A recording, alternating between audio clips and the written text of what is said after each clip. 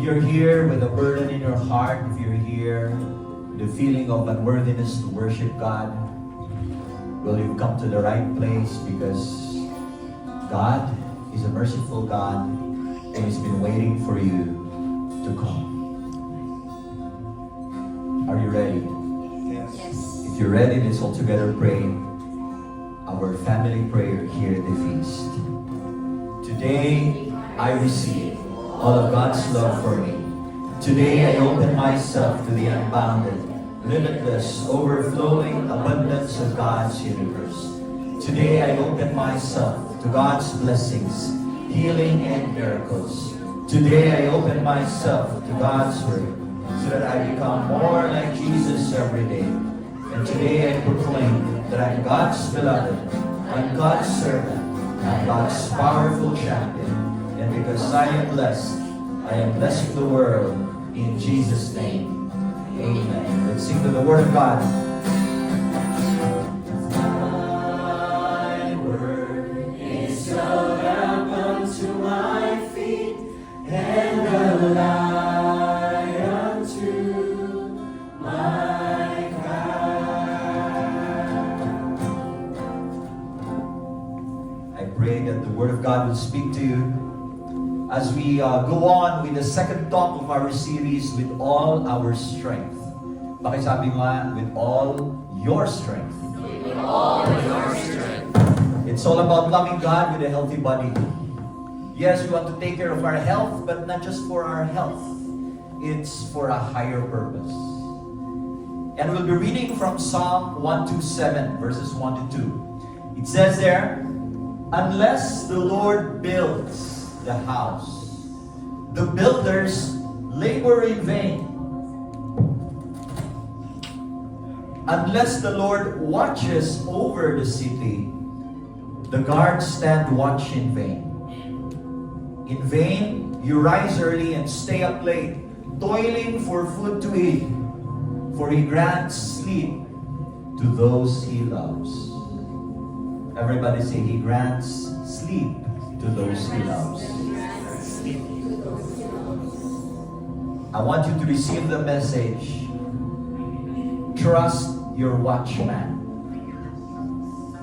And your watchman is God. And that's why you can sleep. I invite you to prayer. Close your eyes. Put your hands over your chest. Father God, You are our watchman. But we're sorry because sometimes we forget. And that is why we work, we toil, we work, and sometimes we forget to rest in You. Remind us once again to trust in You, to rest in Your love, to sleep in Your embrace, so that we can work and worship You. This we pray. In Jesus' name. Amen. Let's sing to the Word of God.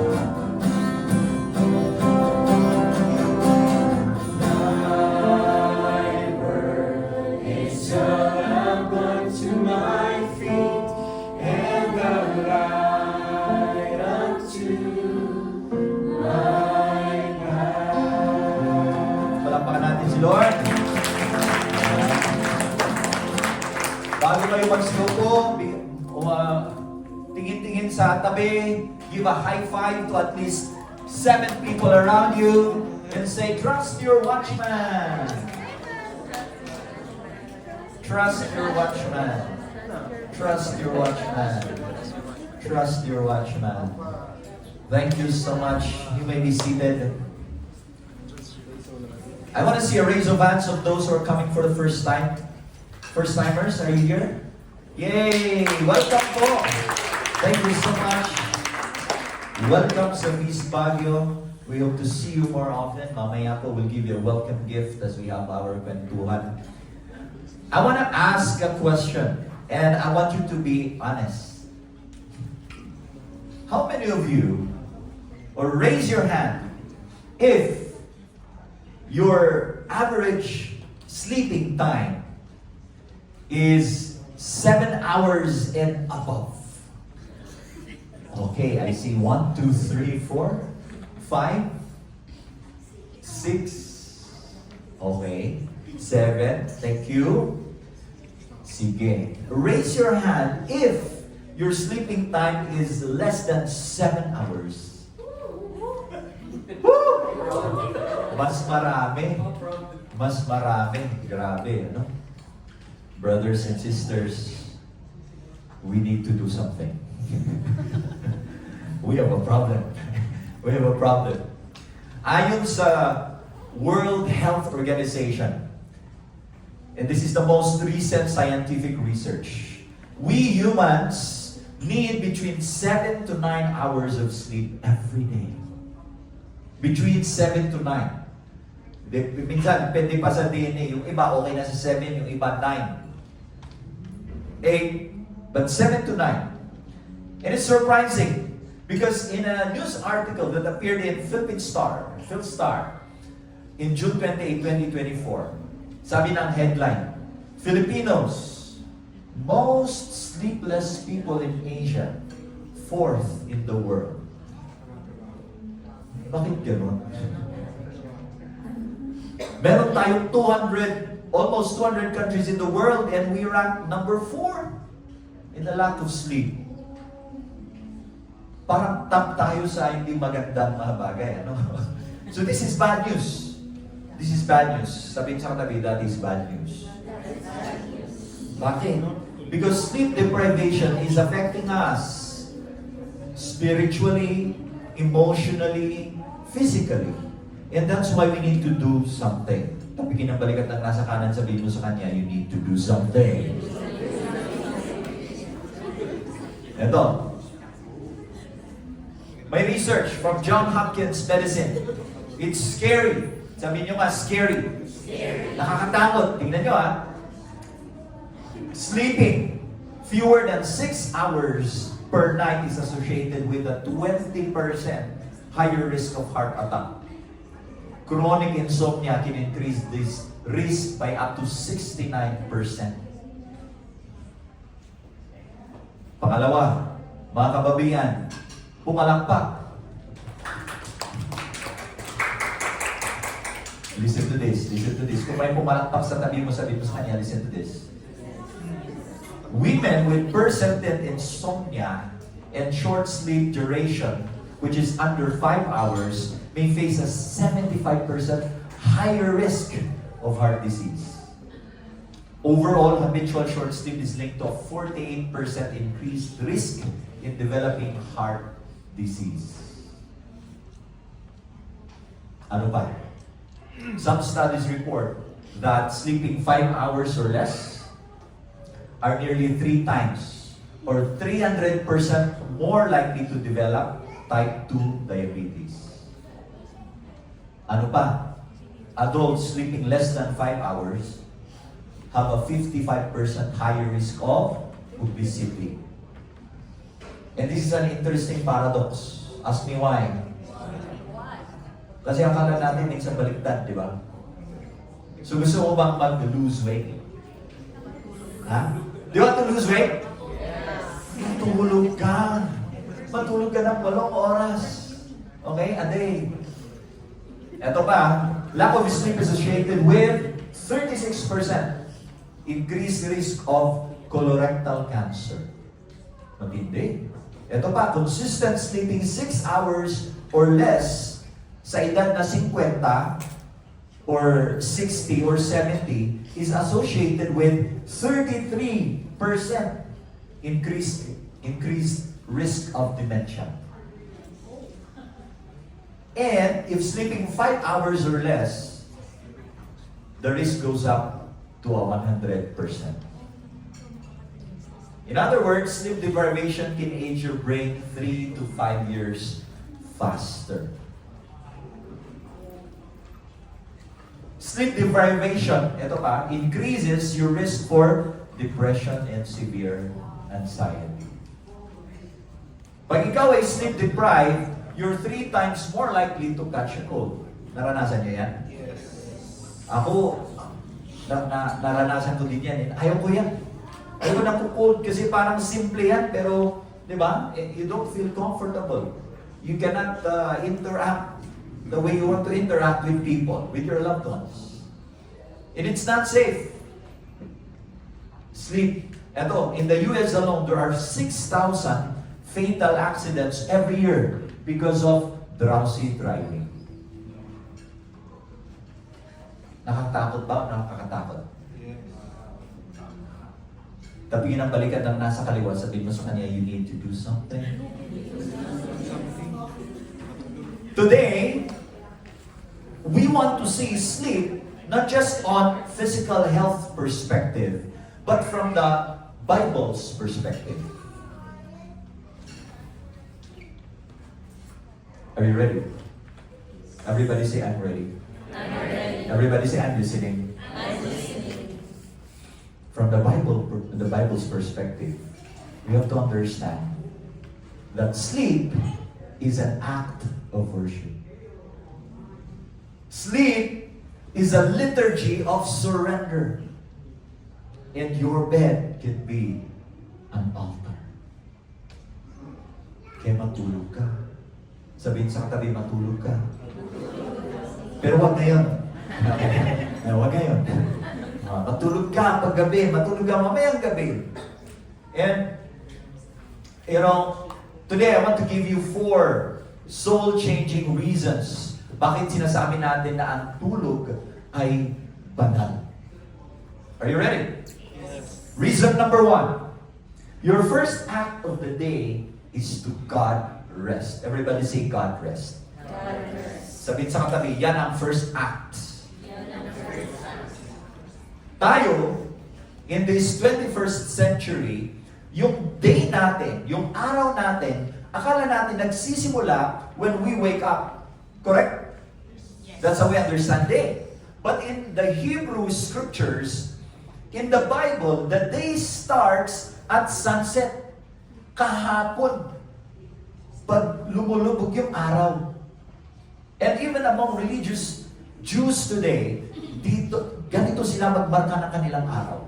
This is how they understand the day.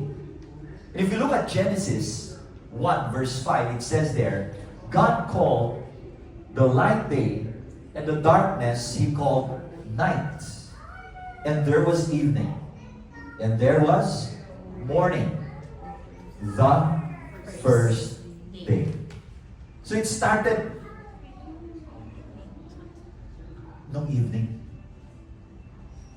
So nakita nyo, yung simula, the first act of the day, which starts at sunset, is you're going to sleep. You're going to sleep.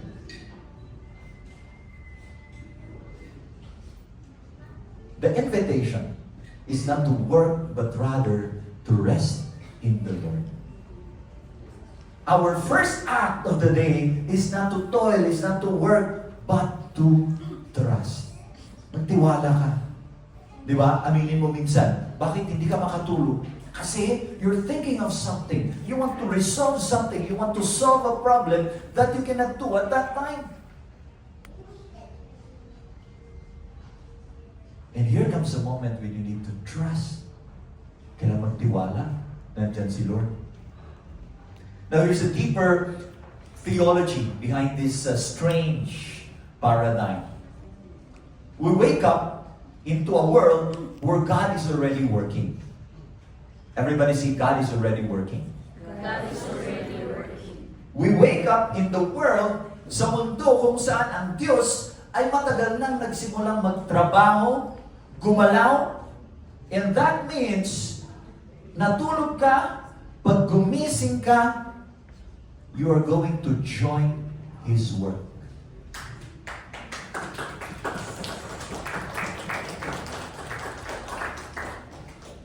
Pag tulog ka, nagtatrabaho na siya.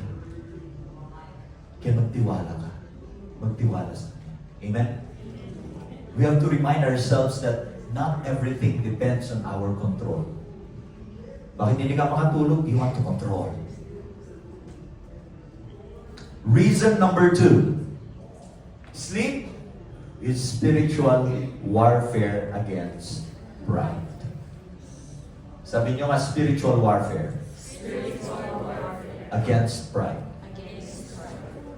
Kung titingnan natin in Genesis, yung creation story, humans were created on what day? Day number 6. Not day 1. And malaking bagay ito. We're not day 1 creatures. That's light. We're not day 4 creatures.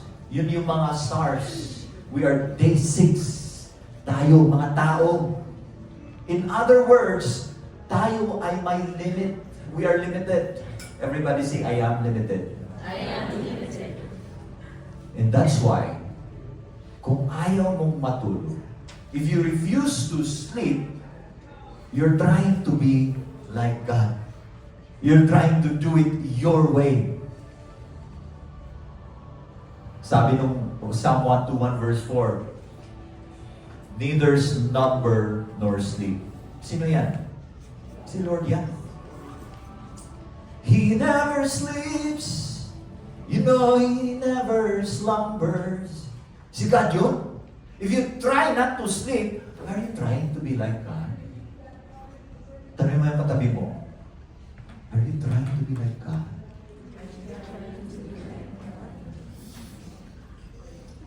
But when you sleep, you take a posture of humility. You are renouncing your arrogance. Hindi ko kaya to. I am not limitless. I am limited. But what I'm doing is I'm trusting in you, oh God. Amen? Amen. Reason number 3. You're not the watchman of your life. Sabihin sa katabi, hindi ikaw ang watchman ng buhay mo. Pag nag-worry ka, hindi ka makatulog, you turn on the right, turn on the left. Hindi makatulog. Ay, kailangan mo magtiwala. You have to understand. Sabi sa Salmo 127, ayan, medyo, we'll work on the slides next time. Unless the Lord builds the house, the builders labor in vain. Yan ang nabasa natin kanina, correct? Unless the Lord watches over the city, the guards stand watch in vain. In vain you rise early and stay up late, toiling for food to eat, for He grants sleep to those He loves. In ancient times, pakita natin yung picture. There was a guy, yan, a watchman. Sabi niyo, a watchman. Watchman. Nagbabantay, standing on the city walls, so that kahit tulog ang mga tao, kung may emergency, kung may kalaban, kung may danger, he would alert everyone. Yeah? He would alert everyone. And you have to understand that there is a watchman in your life, and that watchman is not you. The watchman is God. And He never sleeps. He never slumbers. He is always on watch. And so, pag darating yung time na hindi ka makatulog kasi you're worrying on something, you pray to God and sabihin mo, Lord, you are my watchman. Tapos na po ang duty ko for now. Okay? I trust in you, Lord. I know that you're taking care of me. Amen? Amen. Reason number 4. Follow Jesus who taught us to sleep amidst chaos. Maalala niyo yun? Yung kwento from Mark 4 verses 37 to 38. Nasa bangka sila.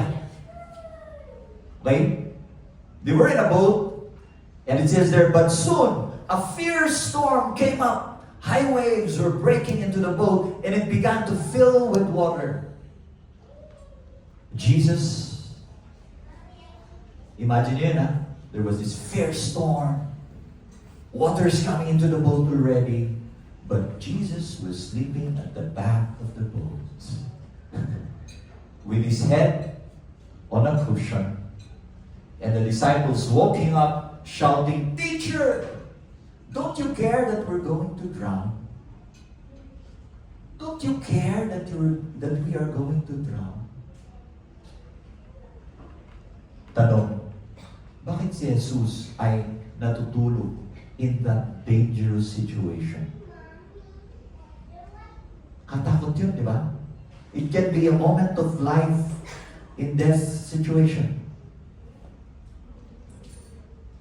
Jesus at that moment was sleeping at the back of the boat despite the chaos around, despite the danger, to teach us how to live in this dangerous world.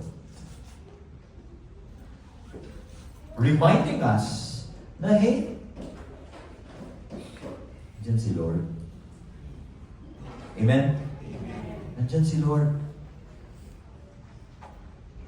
And sabi niya, "Don't you care?"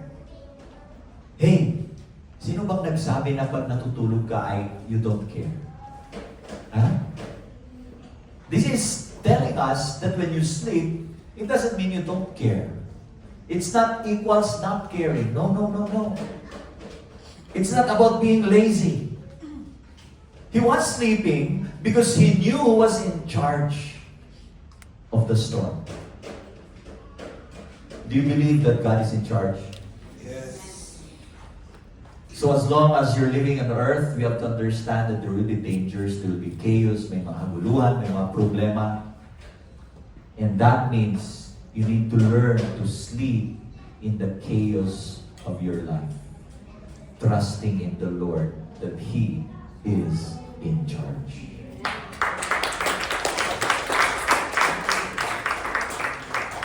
Sometimes we think na kung nagtatrabaho tayo, yung rest ay nasa dulo.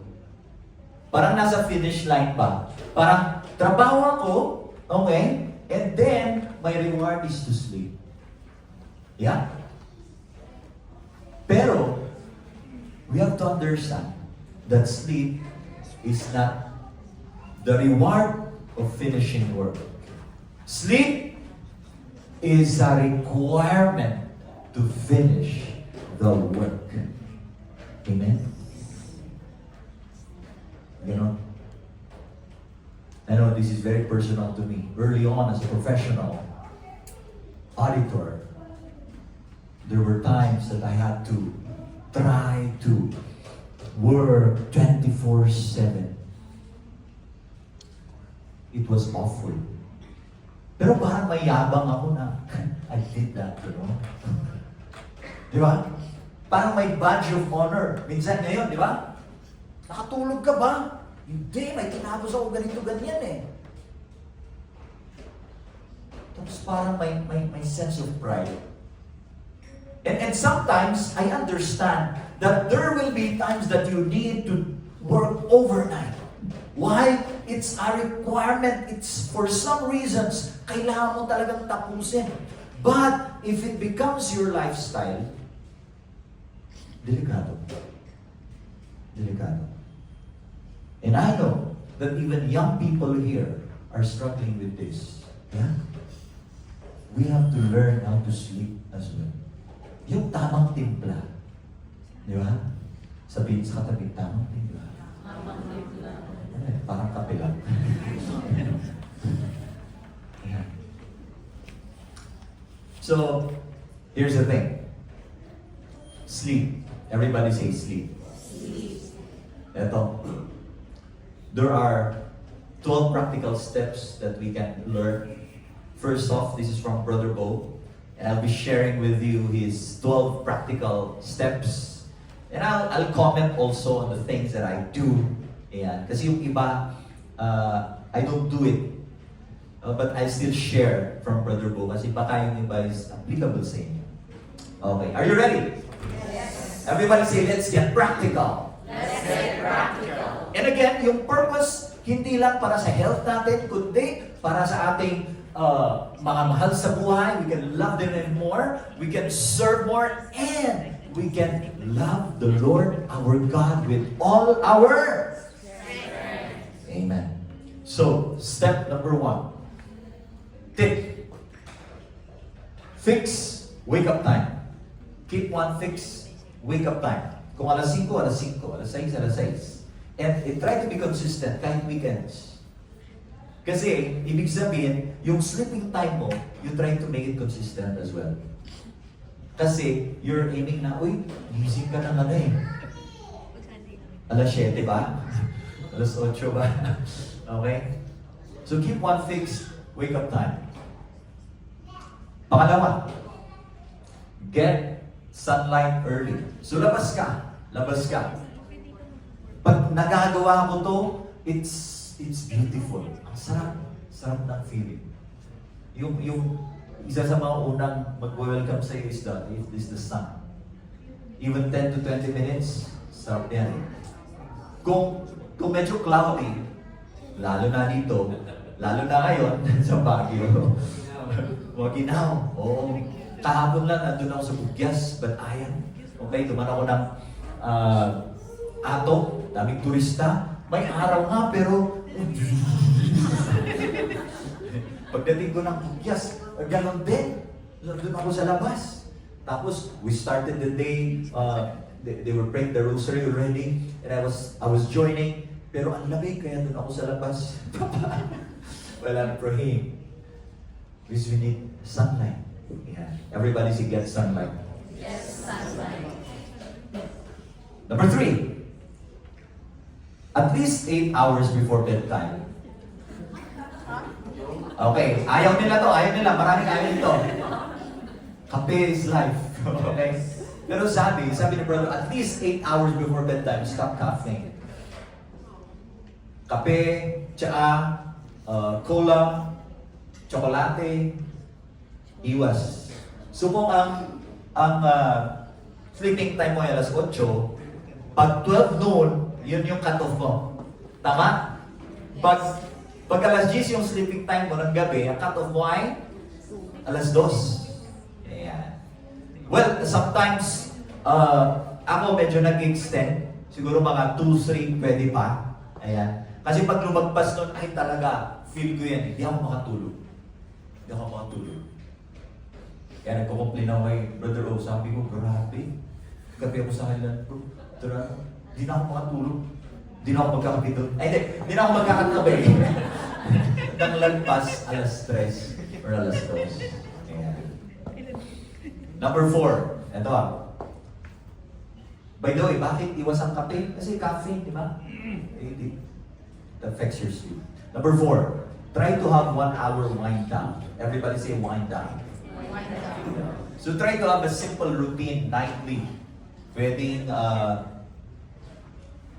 time with the kids, playing, or reading time. Or mamaya I'll be sharing bedtime liturgy. Yeah. So wind down.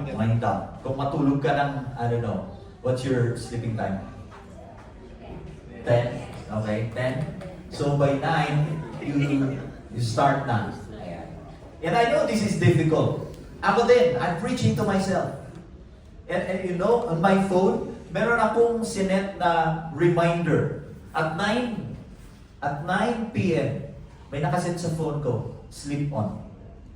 Hindi lang para sa phone, kundi para sa akin. Reminding na I have to wind down. And sometimes, I'm not saying it has to be always, kasi minsan may mga kailangan mga habulin. We know that. But at least, yung average, yung di ba? Maayos-ayos yung tulog natin. Ready ba kayo? Gusto niyo pa makinig? Parang ayaw niyo na yan. Tuloy natin. Kaya natin to. Number 5. Ito. Cut screens. 30 to 60 minutes before bedtime. Screen free. Ano yan? Your cellphone. Diba?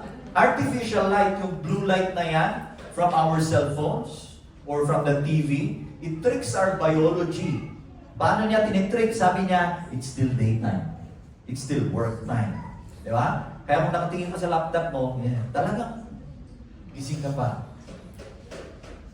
So, you have to honor the evening. You have to honor nighttime. Yeah. and minimize these kinds of lights. And students, minsan sabi ni Mami, tulog na, tulog na. Opo, Mami, talumpok. Sa ilalim. Nakabukas yung cellphone. Tapos, maaga ka namang natulog kagabi. Akala mo alas 8, alas 9, yun pala nakatulog ng alas 3. But it's not just for the young people, it's for us. It's for us. Number 6, have a cool, dark, quiet bedroom. Melatonin, everybody say melatonin. Melatonin production decreases when there is even a faint light sources in the room. Yung melatonin, maganda yan para sa atin. So, you want to have it, kami, medyo challenge to with the kids, with the babies, kasi, parang you have to be on guard, yeah? I trust that God is my watchman, but there are practical things I need to, So what we do is, dati nakabukas talaga yung ilaw, so to fix a cover, at least, para hindi direct, Pero ngayon, we switch it off, ang naka-on is sa sala, tapos yung door nakabukas. May konting ilaw. Para at least, pa rin. Kasi may mga times pag nakabukas yung ilaw, parang kinabukasan, ang sakit ng mata ko. Nakatulog ba ako? Yeah. So, it's important. It's good to have cool, dark, quiet bedroom. And number 7, exercise daily. Everybody say exercise. Exercise. Yeah. Exercise. Lakad. Kung kaya mo makatakbo, nagpa-bike dito. Ayan, balikan mo yung mga nasimulan mo dati. Ayan. Lalo na bagong taon, galaw-galaw ulit. Ayan. Sabihin sa katabi, galaw. Parang yun yung first talk natin, When God moves, move. Number 8, you finish dinner around 2 to 3 hours before bed. And avoid snacks later. Okay. So, ang oras mo, pag ang tulog mo ay alas 10, kain ka na? Alas 7. Alas 7. 2 to 3 hours. Parang pag gutom. May mga times, nagugutom. Snack konti. Pero sana hindi lagi. Hindi lagi. Number 9. Ito from Brother Bo, sabi niya, you nap strategically. Sino dito yung madalas mag-nap? Okay. Nap. I salute you. But be strategic. Sabihin sa katabi, be strategic. Be strategic. Ako, I don't usually nap. Si Brother Bo, sabi niya din, he doesn't usually nap. Pero, kung kailangan niya, 15 to 20 minutes lang. And it has to be before 3 p.m. Kasi pag after 3 p.m., medyo mahaba-haba na, tapos pagkagising mo na alas 5, parang tapos yung tulog mo later on, napiktado na rin. Di ba? So, kung mag-nap ka, make it strategic. Ayan. Number 10. Ito, I don't do this, but Brother Bo suggests this. You take magnesium glycinate or else threonate. Ano yun? Google mo.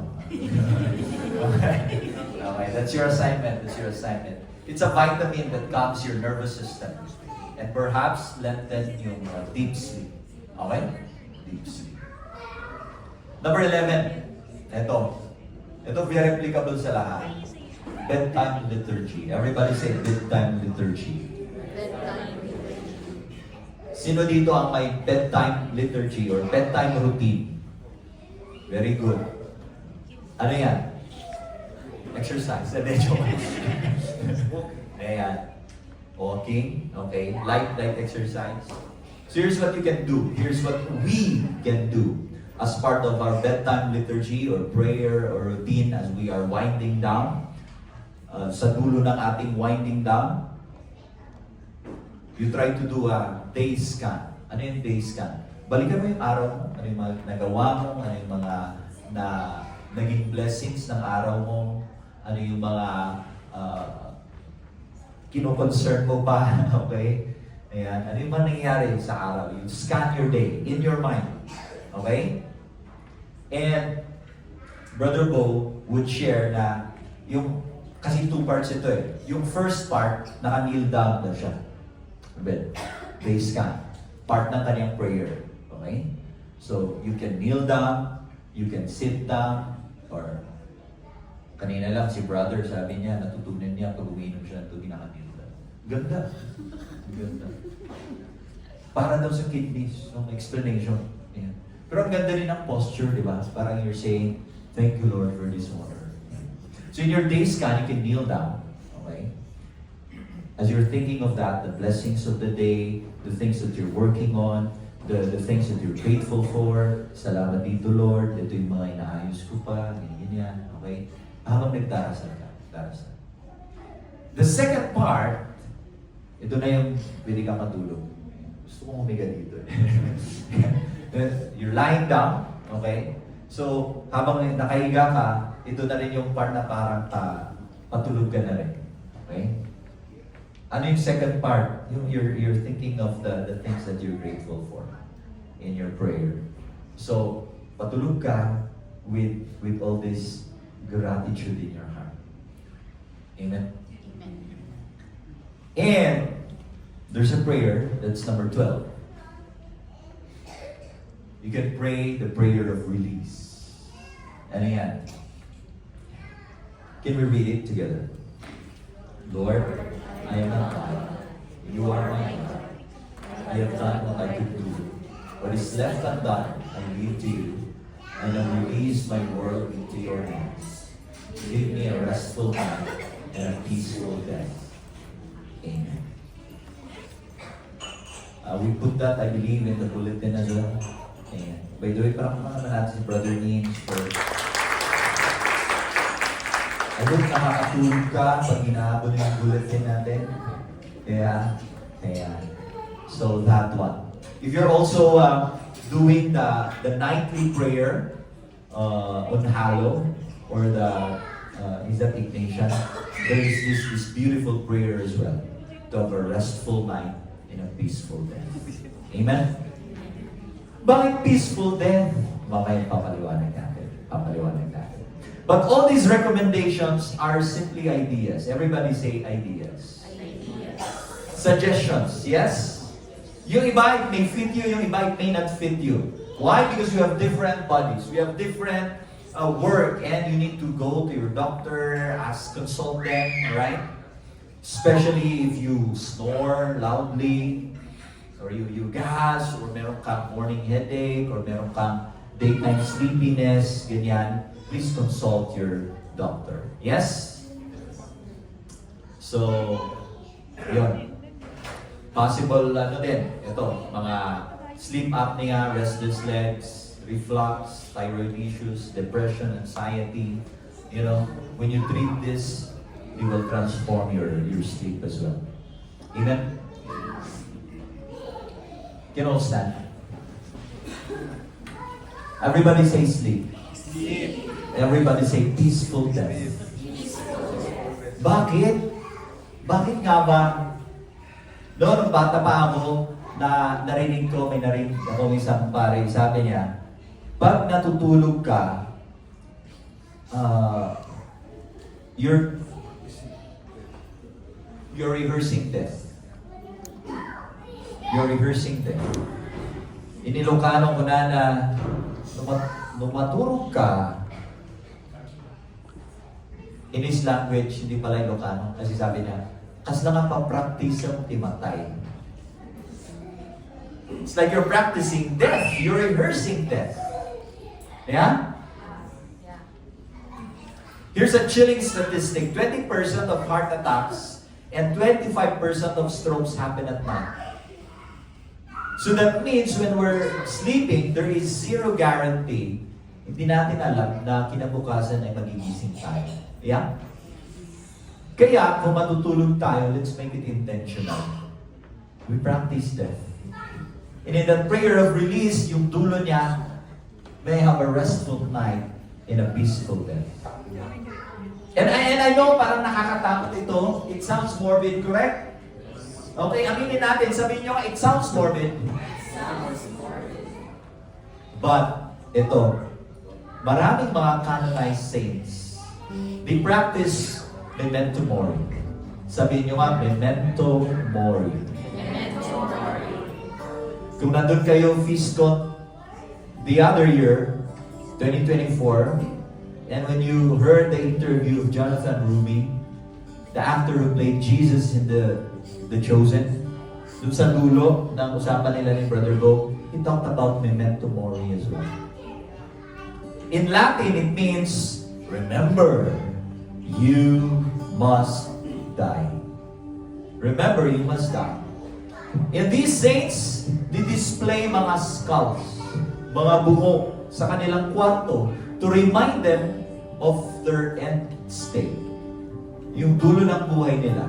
Reminding themselves that one day, you will die. One day, I will die.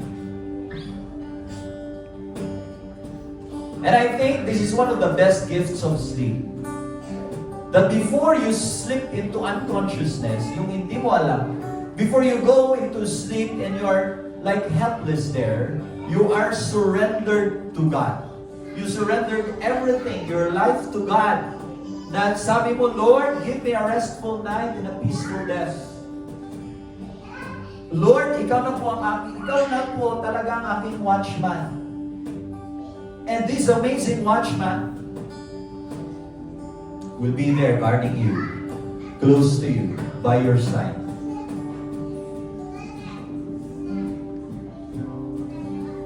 And the beautiful thing is this. Your watchman, his name is Jesus. He gave his life for you on the cross. He gave his all for you on the cross. It's really amazing. But it doesn't end here. It didn't end here. And that's why we have the crucifix here. Because we know that this wasn't the end. This was the beginning. This was the moment of this magnificent, powerful moment. Because at that beautiful sacrifice of His, giving His all, He died, but He rose again.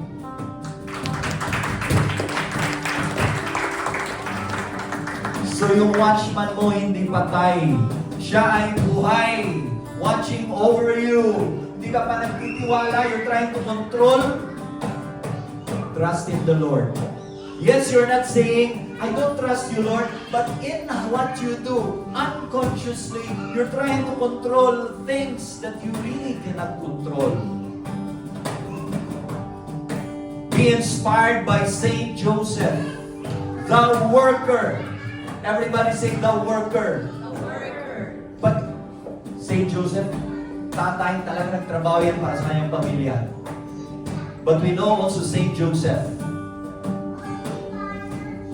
with his sleeping statue. Joseph the worker knows how to sleep because he knows his watchman. Be inspired by him. Rest in the Lord right now. So as we come into worship, let us be reminded that, hey, Jesus is your watchman. You can trust Him.